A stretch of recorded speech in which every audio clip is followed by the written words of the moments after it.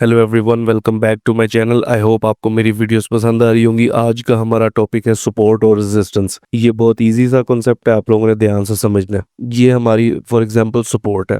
अब सपोर्ट होती क्या है? वो पॉइंट जहां पर प्राइस आके दोबारा से ऊपर चले जाती है उसको सपोर्ट कहते हैं। यानी कि वहां पर बायर्स वेट कर रहे होते हैं कि प्राइस यहां पर आए तो हम बाइंग करें। जैसी प्राइस वहां पर आती है वो बाइंग करते हैं, प्राइस वापस ऊपर चली जाती है, उसको सपोर्ट लेवल कहते हैं। और रेजिस्टेंस लेवल जो वो होता है कि सेलर्स वेट कर रहे हैं कि जैसी प्राइस उस पॉइंट पर आएगी हम यहाँ पर सेलिंग करेंगे और प्राइस नीचे गिर जाएगी, तो उसको रेजिस्टेंस लेवल कहते हैं। अब होता क्या, ये हमारा एक सपोर्ट लेवल बन गया। फॉर एग्जाम्पल आप समझे, अब प्राइस आई, यहां से कहीं से प्राइस आ रही है, वैसे टच की, थोड़ा नीचे आई, फिर वो प्राइस ऊपर गई, फिर उस प्राइस ने यहाँ पर इसको टच किया और वापस ऊपर गई। अब हमने देखा कि यार प्राइस तो इस लेवल को टच कर रही है और उसके बाद वापस ऊपर गई है, तो ये क्या हमारा सपोर्ट बन गया? नहीं। सपोर्ट हमारा कब बनेगा? जब इस पॉइंट को प्राइस दोबारा टेस्ट करेगी। प्राइस ऊपर गई, वो दोबारा से नीचे आई और सेम इसी पॉइंट को टच करके दोबारा ऊपर चलेगी। अब हमारा ये एक सपोर्ट लेवल बन गया, क्योंकि यहाँ पर आप देखें कि ये दो पॉइंट हैं जिसपे यही लेवल टेस्ट हुआ है। अब क्या होगा कि दोबारा हम वेट करेंगे कि प्राइस दोबारा इस पॉइंट तक आए, इसको जैसे टच करेगी हम बाइंग करेंगे और प्राइस ऊपर जाएगी और जो हमारा टारगेट हमारे माइंड में होगा वहां पर जाके हम इसकी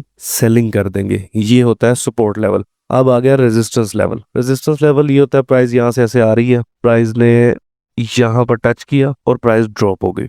अब हमने देखा कि यार ये एक पॉइंट है जहां पर प्राइस टच करके नीचे गिरी, हम वेट करेंगे प्राइस का दोबारा वापस आने का। प्राइस ने जब दोबारा टच करके नीचे गिरी तो ये अब हमारा एक रेजिस्टेंस लेवल कंफर्म हो गया कि भाई ये एक पॉइंट है जहां से प्राइस गिरती है। अब प्राइस नीचे जा रही है, जा रही है, अब हम वेट कर रहे हैं प्राइस का वापस आने का। प्राइस जा रही है, प्राइस जैसे ही वापस इस पॉइंट पे आएगी हम यहाँ पर अपना सेल ऑर्डर लगा देंगे। जैसे ही प्राइस नीचे आएगी, जहां तक हमारा माइंड है वहां पर हम उसकी सेलिंग कर देंगे। ये है सपोर्ट रेजिस्टेंस। अब सपोर्ट और रेजिस्टेंस का एडवांस फॉर्म ये है कि एक सपोर्ट रेजिस्टेंस में कब चेंज होती है और एक रेजिस्टेंस सपोर्ट में कब चेंज होती है। अब इसके लिए हमने करना ये, यहाँ पर हम एक और लाइन लगा देते हैं यहाँ पे। अब ये ऊपर वाली हमारी रेजिस्टेंस है फिलहाल और जो नीचे वाली है हमारी सपोर्ट है। अब ये प्राइस थी जो यहाँ पर थी, ये आई, इसने इसको टेस्ट किया, फिर ये ऊपर गई, फिर ये नीचे आई। अब ये हमारा सपोर्ट बन गया, दो दफा इस पॉइंट को टेस्ट कर लिया, ऊपर की प्राइस, लेकिन इसको टेस्ट करके वापस ऊपर नहीं गई, इसको टेस्ट करके प्राइस नीचे आ गई। जब नीचे आई उसने यहाँ पर वापस आई, फिर इसको टेस्ट किया, फिर नीचे आई, फिर इसको दोबारा टेस्ट किया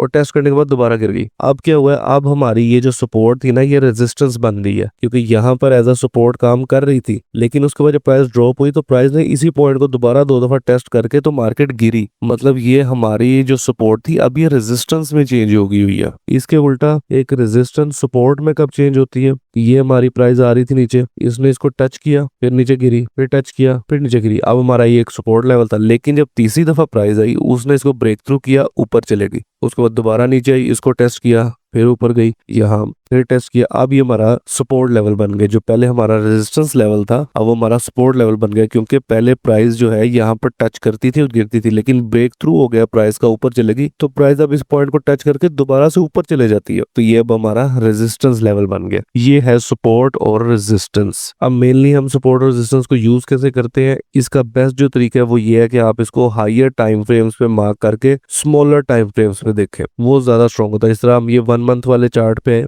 यहाँ पर हमने देखा कि हमारी कोई सपोर्ट और रेजिस्टेंस लेवल बन रहा है, यहाँ पर हमें एक लेवल मिला ये कि ये हमारा ना एक रेजिस्टेंस लेवल है। और ये वो प्राइम एग्जांपल, ये देखें यहाँ पर प्राइस आ रही थी, टच की, गिरी, फिर टच की, अब ये हमारा सपोर्ट लेवल बन गया। लेकिन यहाँ पर प्राइस गिरने की बजाय ऊपर चलेगी और ऊपर आके उसने यहाँ पर प्राइस को ऊपर से टेस्ट किया और वापस ऊपर चलेगी, यानी कि जो हमारी यहाँ तक सपोर्ट थी अब ये हमारी रेजिस्टेंस बन गई है। अब इसको फॉर एग्जांपल हम इसका कलर चेंज कर देते हैं रेड, ताकि ये पता हो कि हमने मंथली टाइम फ्रेम पे लगाई हुई है। अब हम आते हैं छोटे टाइम फ्रेम से और इसको टेस्ट करते हैं। हम यहाँ से आ जाएंगे डेली टाइम फ्रेम पे। ये अब ये हमारी एक लाइन गुजर रही है जो हमने मंथली पे लगाई हुई है, ये रेड कलर की हमने कर दी ताकि हमें पता हो कि मंथली पे। अब जब डेली टाइम फ्रेम पे प्राइस यहाँ पर आई ना, तो हमें पता है कि यहाँ से फुल चांसेस हैं प्राइस के वापस ऊपर जाने के। क्यों? क्योंकि ये टाइम फ्रेम डेली का है, लेकिन जो सपोर्ट लेवल हमने मार्क किया हुआ है वो मंथली का है। और जितने बड़े टाइम फ्रेम का आपने सपोर्ट और रेजिस्टेंस लेवल मार्क किया होता है ना, वो उतना स्ट्रॉन्ग होता है, वो उसके उतने ज्यादा चांसेस होते हैं कि वो काम करेगा। तो हुआ गया, जब हमने मंथली लगाया हुआ था जिन लोगों ने, वो जब डेली टाइम फ्रेम पे एनालिसिस कर रहे थे उन्होंने देखा कि भाई डेली टाइम फ्रेम यहाँ पर आके टच कर रहा है मंथली सपोर्ट के ऊपर, तो उन्हें था कि भाई सपोर्ट बहुत स्ट्रॉन्ग है तो यहाँ से प्राइस ऊपर जा सकती है, उन्होंने यहाँ से ट्रेड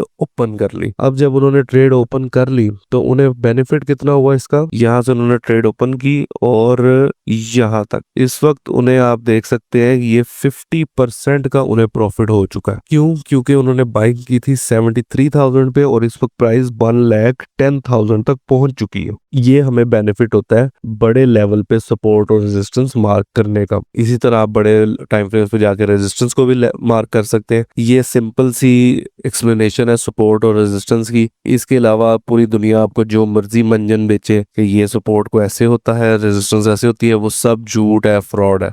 ये है सिंपल सी सपोर्ट और रेजिस्टेंस की एक्सप्लेनेशन। इसके अलावा इसमें कुछ भी नहीं है। इसके साथ आपने और चीजों को मैच करना होता है, खाली हम इस पर रिलाय नहीं कर सकते। आई होप आपको ये वीडियो पसंद आई होगी। नेक्स्ट वीडियो में हम ट्रेंड लाइन सीखेंगे कि उसको किस तरह बनाया जाता है और उसके बाद हम आ जाएंगे फिबोनाची रिट्रेसमेंट पे और हमारे हार्मोनिक्स पे। और मैंने एक वीडियो अपलोड की है, मैं इसमें भी आप लोगों को बता देता हूँ कि मैंने आप लोगों को ना अपनी कैंडल स्टिक्स वाली वीडियो, जो इस वीडियो से पिछली वीडियो, उसमें मैंने आप लोगों को ना कैंडल स्टिक्स एक्सप्लेन की थी। उसमें मैंने आपको लाइव मार्किंग करके ना चार्ट पे दिखाया था कि कौन सी कैंडल क्या होती है। और सेम वही कैंडल यहाँ पर बनी। ये दोनों कैंडल्स, ये जो रेड और ग्रीन, ये दोनों कैंडल्स मैंने आपको एक्सप्लेन की थी उस वीडियो में। और जिन्होंने वो वीडियो देखी थी उन्हें पता था कि इसका क्या मतलब है और उन्होंने यहाँ पर ट्रेड ओपन कर ली थी। और इस वक्त वो अच्छे खासे प्रॉफिट में, यहाँ पर ट्रेड अगर उन्होंने ओपन किया है 1,03,000 पे, तो इस वक्त वो 1,10,000 पे बैठे हुए हैं। तो जिसने वो वीडियो नहीं देखी थी वो भी वीडियो वो देख ले, ताकि आपको कैंडल स्टिक्स का भी पता लग जाए और सपोर्ट और रेजिस्टेंस का भी, ताकि कल जब मैं आपको ट्रेंड लाइन सिखाऊं और फिर बाकी चीजें सिखाऊं तो जब आप उन चीजों को इकट्ठा करेंगे तो आप लोगों को प्रॉपर एनालिसिस करना आ जाएगा, आप लोगों को पता हो। क्योंकि एक चीज के ऊपर कभी भी एनालिसिस नहीं होता, 3-4 चीजों को मिक्स करके ही एनालिसिस होता है हमेशा। ना तो आप अकेली कैंडल स्टिक्स पे रिलाई कर सकते हो, ना ही सपोर्ट और रेजिस्टेंस पे। इन्हें आपको मिलाना पड़ेगा। आप सपोर्ट और रेजिस्टेंस मार्क करोगे, साथ कैंडल स्टिक्स देखोगे, साथ कुछ ट्रेंड लाइंस लगाओगे, साथ फिबोनाची रिट्रेसमेंट का यूज करोगे, साथ कुछ हार्मोनिक्स का यूज करोगे। हर बंदे की अपनी स्ट्रेटेजी होती है। कुछ लोग सिर्फ सपोर्ट और रेजिस्टेंस और कैंडल स्टिक्स पे कर रहे हैं, कुछ इन दोनों से का यूज नहीं करते, वो सिर्फ फिबोनाची के ऊपर कर लेते हैं, कुछ सिर्फ और सिर्फ हार्मोनिक्स का यूज कर लेते हैं। पर मैंने आपको सब कुछ सिखाना है। उसके बाद जो आपको अपने लिए बेहतर लगे, क्योंकि हर बंदे का ट्रेडिंग स्टाइल फर्क होता है, जो आप लोगों को अपने लिए बेहतर लगे वो आप यूज करें और पैसे कमाएं।